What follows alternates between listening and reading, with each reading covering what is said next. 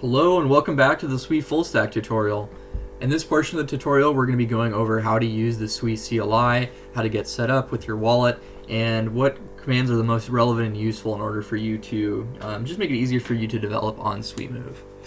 So, if you don't have it already, you need the Sui CLI command. There will be other videos in this series that you should have already watched in order to get this installed. And if you don't have this on your system, then go ahead and watch one of those now. There are going to be links in the description to those. So the first thing that we need to do in order to get set up with the CLI is we need to make sure that the config is set up. So we're going to run Sui client in order to create the client.yaml. We're going to go ahead and press yes. Press enter for defaulting to the Sui DevNet. And just so you know, the rest of this tutorial we're all going to go on DevNet. I don't think this particularly matters, so we're just going to go ahead and press 0. And it should have just created our client.yaml. So now that we have the config set up, we need to create a wallet and get an account that is local to this Sui client. We want to be able to get this account into a wallet that we have. So for this we need Chrome or Chromium. We need Chrome because I don't believe there are any currently wallets available for Firefox. So we're going to install this suite, it's pronounced Suite, Sui wallet, and we want to import a wallet. So it created a account here, but we need the private keys for this, and those are located in, we want to concatenate there's a file, sui.keystore in Sui config, and this is our private key. Please do not use this private key for anything because, again, it's public. You want to keep your private key private because if you control the private key, you are able to control the wallet, so you can send all of your money. If you ever give your private key that is in Sui.keystore to another person, that person will be able to steal all your money, right? You don't want that. However, in this Sui.keystore, the format is not the same as what this wallet can accept, so we need to convert it to that format. And so the Sui CLI can help us with that. I'm going to introduce this Sui key tool function where it has a lot of very useful commands for importing, exporting, well, I guess not exporting, importing, converting, multi-sig, all this kind of stuff regarding keys. The specific one that we're going to use is Sui key tool convert, and then we're just going to go ahead and paste the string that was in Sui.keytool. Again, make sure to not have the quotation marks, just this string. And then we're going to copy the base 64 key that it exported. And this is what we can actually import into Suite. So go ahead, import a wallet, choose a secure password, next step with private key, right click, paste, confirm and import. And there you go, we have our Sui wallet. Right now there's nothing in it, but we're going to change that very soon. Let's go ahead and rename this. I want to do wallet number 1. Let's do Sui Fullstack tutorial wallet. Save. And the other thing too is, since we're not on mainnet, we're doing this tutorial on DevNet, you want to go ahead and click that to change it to DevNet. And yeah, so let's get some money from the faucet. Click this faucet button. Faucet succeeded. Wait for it to update. And yeah, we just have our first wallet with 10 Sui. And there's another way to let's go back to the Sui client. Sui client. So this gives us there's this command called Sui client gas. And let's go ahead and run that. Yeah, great. So it tells us that we have this Sui client with the way to read this is 10. So we have 10 gas in our Sui client. So there's a couple things to note here. The first is that decimals, for example, the Sui decimals, this is not, I think it's like 10 billion or some crazy number. This is not 10 billion Sui. The way to read this is you count from the right. So this is 1, 2, 3, 1, 2, 3, 1, 2, 3. So this is our, this is 9 decimal places, and then this is where the number actually starts. So this represents 10 gas value, and if it was like 10.1, it would be 10, and then here's a 1. And that's generally how numbers are represented, or how decimal points are represented in Sui in most blockchains. The second thing to note is that we said Sui client gas, and so this, I think this is maybe a little bit misleading. This kind of implies that gas is somehow separate from Sui coins, and this is not true. This is what this command is actually doing is it is getting all of the Sui coins that you have associated with your account and listing them. So this is just a regular Sui token. If we were on mainnet, this would have actual value associated with it. And then the other thing to note is that this is not. It does not say that. It does not say that this is explicitly a Sui coin. It just gives us. It just says there's this object. It has this ID and it has this value associated with it. So let's go ahead and check this out on suiscan.xyz and see what this object is actually. And we're going to go to DevNet and let's paste in the. Yeah, so the faucet just gave us this Sui object. You can see this is just a regular Sui coin. And it has, does it tell you anywhere? Yep, it has the same balance.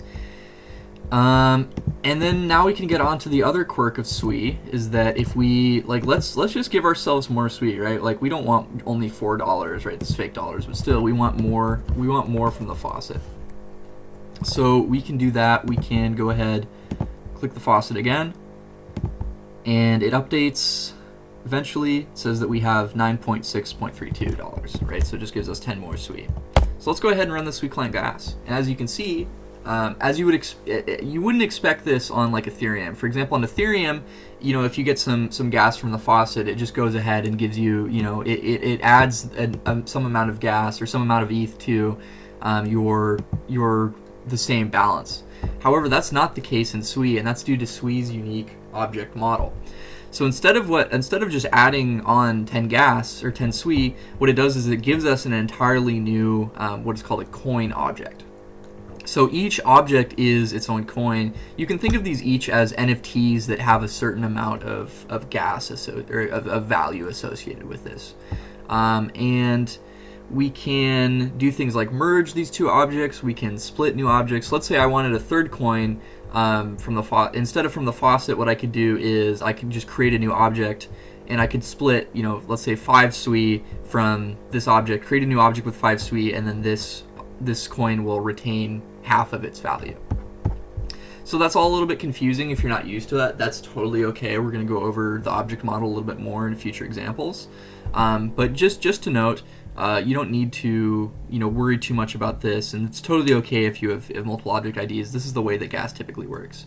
And later down the line, when we actually sign transactions from the CLI or we publish packages, it's just going to look for, in this Sui client gas list, it's just going to look for one of these, and it's going to just automatically find one from the list that will work for us. We don't have to worry too much about it.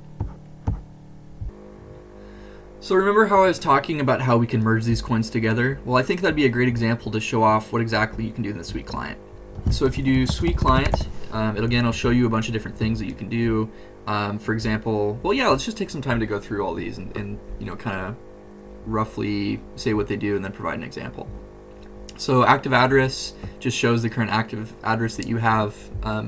You know, that's like the default address that if you use any of these other commands, it's going to act as if it's signed from this address. Active env is the chain that is currently being used by the CLI. So active env, and right now it's on DevNet. For example, you can use new env to like connect it to mainnet or to testnet, but right now, if you want to switch chains, I'd recommend just completely re-downloading the CLI and changing the branch to be like the mainnet branch, because these could be different. Like the CLI version for testnet could be different than DevNet, and that runs an issue. So it's better to just completely reinstall the CLI. Addresses lists all of the addresses that you have associated locally. Call some move function on chain identifier, dynamic fields. We'll talk about that later. More stuff with transactions. We have this gas, which lists all of you paying all the gas objects, right? Really, that's just the Sui coins that you own. Merge coin. So yeah, let's go ahead and try out Sui client merge coin. And it gives us some very helpful error. Why didn't it work? So we need to specify the coins that we want to use. We do Sui client gas, get that list back of the coins that we want to merge. So we do Sui client merge coin, primary coin, and let's say that we just want to merge all of these together. Copy primary coin to merge, copy. And then we need to set a gas budget. I typically put 1 followed by, 1 Sui, which is represented by 1 followed by 9 zeros. 7. And wait for it to run. Cannot find gas coin for signer address with amount sufficient for required gas amount. That actually makes sense, and the reason why this is happening is because we're trying to merge these two coins together. So because it detects, because we're using both of these coins, we can't use it for the gas itself. So the way that we're going to have to fix this is by going back to the faucet, minting a new coin object, and so that way we can use Sui client gas, and that way we can, if we're trying to merge these two objects, these two coins together, we still have access to this third coin object, which we can use to pay the gas fee. So let's go ahead and run this command one more time, and there we go. And it prints out a big list of what exactly happened in the transaction. The most interesting thing here is the effects, which show you what is mutated. It shows any emitted events, and it also shows the object changes. So we can see that it mutated what is it here? Yeah, so we have 2 coins here. It mutated the first object, and it also mutated the second object. And if we go back to our wallet, we can see that we still have 30 Sui, right? The same amount that we started with. However, if we go to Sui client gas, yeah, it merged the first 2 objects into 1 coin. So now we have 20 Sui in 1 object, and we also have a little bit of gas taken off of our gas object. And we can double check that this worked in the Sui scan. Copy paste. Yep, we have 20 Sui in 1 token, in 1 coin. Perfect. So going back to the Sui client, let's see if there are any other interesting commands. Object, yeah. So instead of, let's say that we don't have access to the DevNet CLI, like let's say Sui scan is down, or what will happen more frequently is if you go back here, it says that this is syncing. And the reason why this is happening is because Mist and Labs, they just updated testnet, and because they just updated testnet, the indexer has to go through and it has to load all of the data from the entire blockchain, and that takes a while. So if we were to switch to testnet and we were to try to look up something on the Sui Explorer, it might not be there, even though we know it's there. And that can be overcome by, excuse me, if we need to, let's say for example, we want to check, see information about this object. So we have Sui client gas. We want to see more information about this Sui object, about this the coin object. We could do Sui client object and then paste the ID, and it will tell you, yep, this is a coin object, and it has this associated balance. Similar thing for objects is Sui client objects. This will show you everything that you own.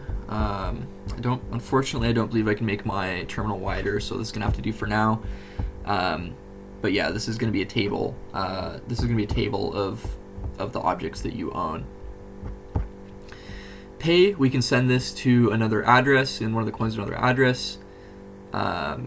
Pay all Sui are derivatives of that. Publish, this is how you actually upload code to chain. Split coin, so let's say for example, yeah, let's try out split coin. Sui client split coin. So again, it tells you, here's what you need. Gives you a helpful, some help text. Sui client gas. So let's say that we want to split this 20 off, and we want to have 1 object with 19 and 1 object with just 1. So we do Sui client split coin coin ID. This is the coin ID that we want to split from. Gas budget. Let's just put 1 again.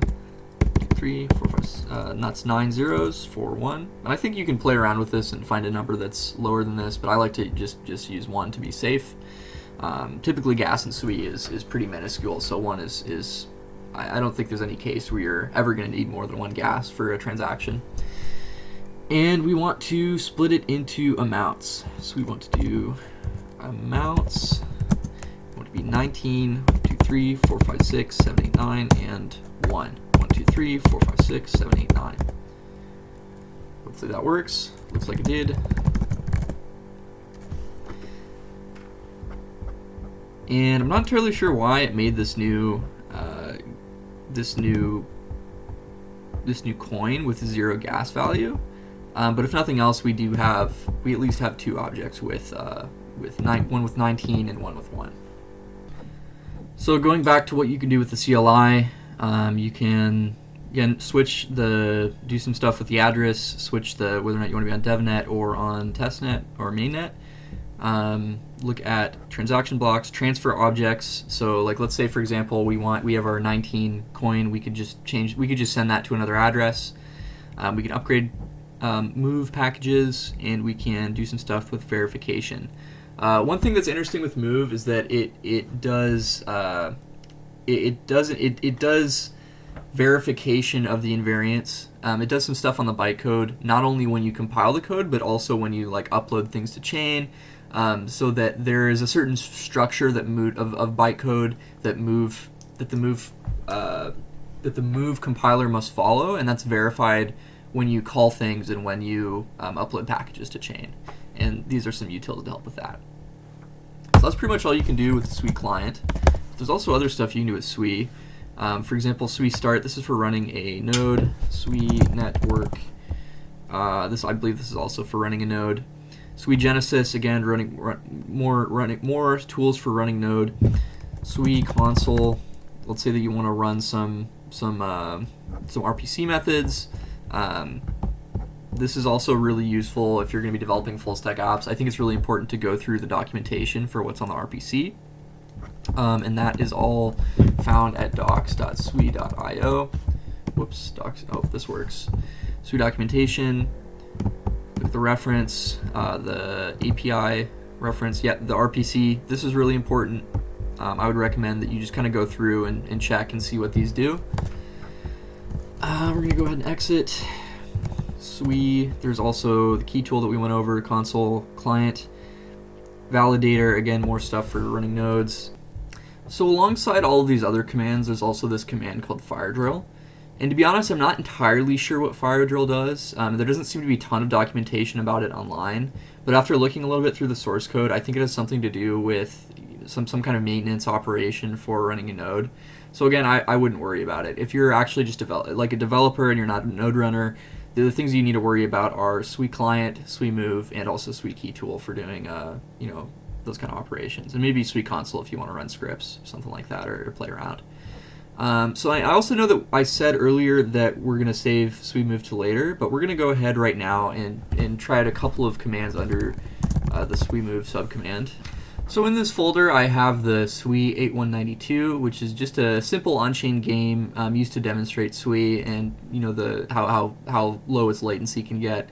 Don't worry about downloading this. We're just going to use it as a tutorial of how to get through demonstrate the Sui Move command, the subcommand. So the first things first to notice is that we have this move folder, ls move, and this is where cd move, and this is the first glance at what a move directory looks like. So we have the move.lock, move.toml. The publish.js is something that the ethos people behind this project, the authors, decided to put in just to make it easier to deploy.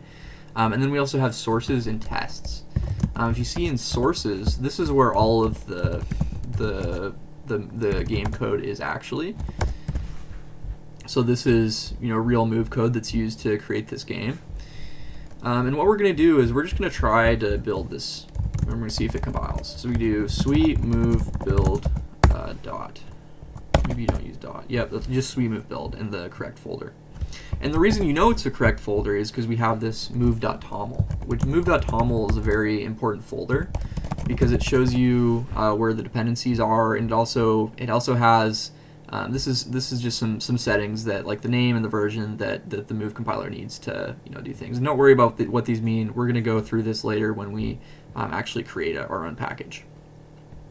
We also notice we have this move.lock. This is important for the Move compiler to know which versions of packages are which. I wonder what's in there right now. Yeah, we have a couple of things. Don't worry about what's in here. This is not meant to be human readable, and you should never edit this manually. However, I would. Some people, when they have like cargo.lock or these .lock or like package.lock, they tend to think that they're not important and that they shouldn't be committed to source, and they get them out of their they include them in the get ignore, so they aren't shared with their repository. I would recommend always keeping in the .lock files because sometimes you need to do things. You need to, especially this is important in Rust and JavaScript, you need to change the versions of your dependencies, and if you don't have this .lock file committed to your source like Git, that change won't get reflected when other people come to try to build their code, and they're going to run into issues that you need to fix. So I would recommend keeping this lock committed. However, build should be ignored. Tests are all the unit tests. Let's see if they. Yeah, it looks like they have a few tests here, so you definitely want to keep these committed in your source tree too. And then publish.js is some code that they wrote just to make it easier to deploy things.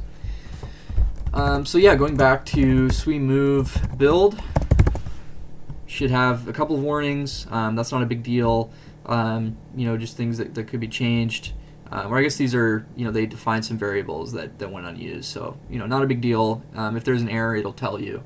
And again, as I mentioned earlier, Move Analyzer doesn't have all errors especially pertaining to like the borrow check component of this.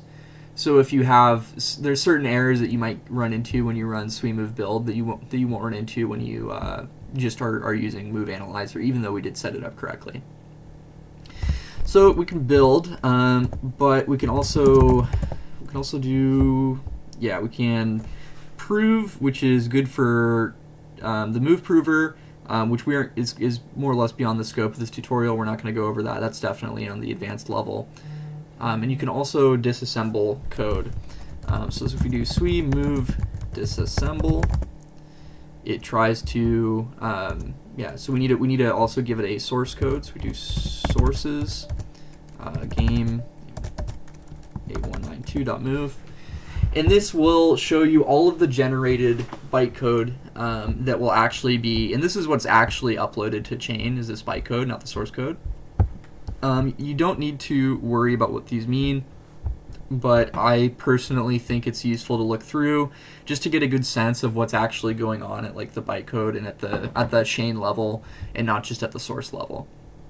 And it's also sometimes at the moment with Suis that there isn't any stack traces. So you might get an error of like, oh, there was a abort at this particular line at this particular function in this package, and it's kind of unreadable unless you have access to the disassembled code. You can also this information is also duplicated on SuiScan, but you can do it from the CLI too. Sui Move. And we can use Sui Move test to run tests. Just make sure that all the tests work. Yeah, it looks like they're very good. Software engineers, they eat their vegetables. They're writing proper unit tests. Good to see it. Is there anything else? Sui Move coverage. Summary. Such file or directory. Well, it looks like they don't have that set up. So this is something to look into. Test coverage is essentially making sure that that the tests that you wrote cover a sufficient amount of code, so that one error that you can one problem when you're doing testing you could run into is, let's say you write a lot of tests but you only test like one function, so that means that 90% of your code is going to be untested, right? You don't want that. So coverage means that all of the paths in the code, or like 99% of the paths in the code, have unit tests associated with it. And that's really important to set up if you're running like a real, if you care about code quality, you want to make sure that there's no bugs.